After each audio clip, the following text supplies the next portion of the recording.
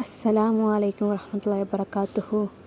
പ്രിയപ്പെട്ട ഉമ്മമാരെ, ഉപ്പമാരെ, എല്ലാവർക്കും അവരുടേതായ ദുഃഖങ്ങളും പ്രയാസങ്ങളും എല്ലാം ഉള്ളവരാണ്. അതുപോലെ തന്നെ പ്രയാസങ്ങളും ആപത്തൊക്കെ പെട്ടെന്നായിരിക്കും വരാം. നമ്മൾ വിചാരിക്കാത്ത ടൈമിലായിരിക്കും ആപത്തുകളൊക്കെ വരാം. ചിലപ്പോൾ മനഃപൂർവ്വമായിരിക്കും, അല്ലെങ്കിൽ മനഃപൂർവ്വം അല്ലാതായിരിക്കും നമുക്ക് ആപത്തുകളൊക്കെ വരാം. അള്ളാഹു എല്ലാ ആപത്തുകളിൽ നിന്നും പ്രയാസങ്ങളിൽ നിന്നും എല്ലാവരെയും രക്ഷിക്കുകയും അനുഗ്രഹങ്ങൾ കനിയും ചെയ്യട്ടെ. മനപ്രയാസമുണ്ടാകുമ്പോൾ ചൊല്ലേണ്ട ദുആയാണ് പറയുന്നത്. ലാ ഇലാഹ ഇല്ലാ അൻത സുബ്ഹാനക ഇന്നി കുൻതു മിനദ്ദാലിമീൻ. മത്സ്യത്തിൻ്റെ വയറ്റിൽ അകപ്പെട്ട യൂനുസ് നബി സ്വല്ലല്ലാഹു അലൈഹി വസല്ലമ ഇങ്ങനെയായിരുന്നു പ്രാർത്ഥിച്ചത്. ലാ ഇലാഹ ഇല്ലാ അൻത സുബ്ഹാനക ഇന്നി കുൻതു മിനദ്ദാലിമീൻ.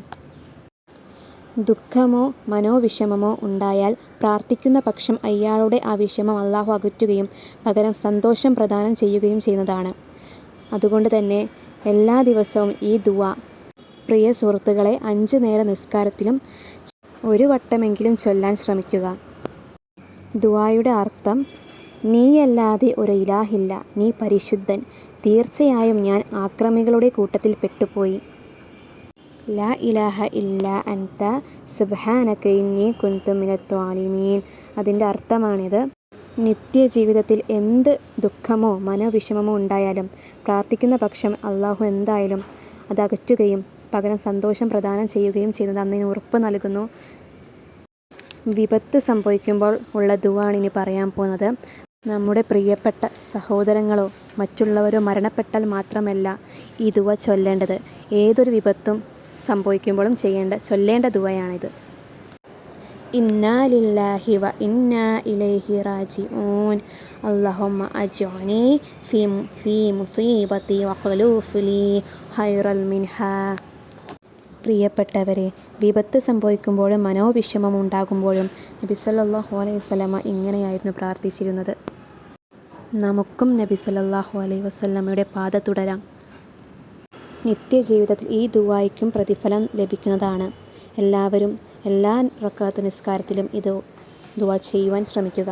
അർത്ഥം: നിശ്ചയം നാമെല്ലാം അള്ളാഹുവിൽ നിന്നുള്ളവരാണ്, അവങ്കലേക്ക് തന്നെ മടങ്ങുന്നവരുമാണ്.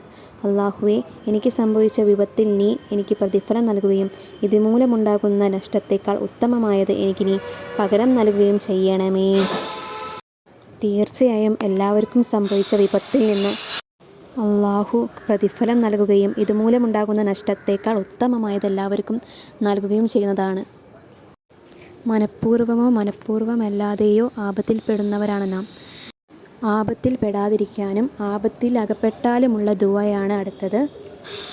കൂടുതലും പ്രതിഫലം കിട്ടുന്ന ദുആ കൂടിയാണിത്. എല്ലാവരും നിത്യജീവിതത്തിൽ ഇതും ഓതുക, പ്രാർത്ഥിക്കുക.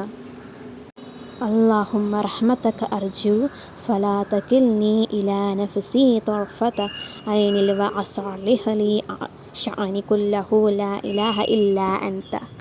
ഒന്നും കൂടി ചൊല്ലാം. അല്ലാഹുമ്മ റഹ്മതക അർജു ഫലാ തകിൽനി ഇലാ നഫ്സി തർഫത ഐനിൽ വഅസ്ലിഹ് ലീ ശഅനി കുല്ലഹു ലാ ഇലാഹ ഇല്ലാ അൻത. ഏതു രീതിയിലുള്ള ആപത്തായാലും അത് അള്ളാഹു ഉദ്ദേശിച്ചതാണെങ്കിൽ എന്തായാലും നടക്കുന്നതാണ്. ആശിക്കുന്നത് നിന്റെ കാരുണ്യമാണ്. അതിനാൽ ഒരു നിമിഷത്തേക്ക് പോലും എൻ്റെ കാര്യം എന്നെ ഏൽപ്പിക്കരുതേ. എൻ്റെ കാര്യങ്ങളൊക്കെയും നീ നന്നാക്കി തീർക്കണമേ. നീയല്ലാതെ ദൈവമില്ല.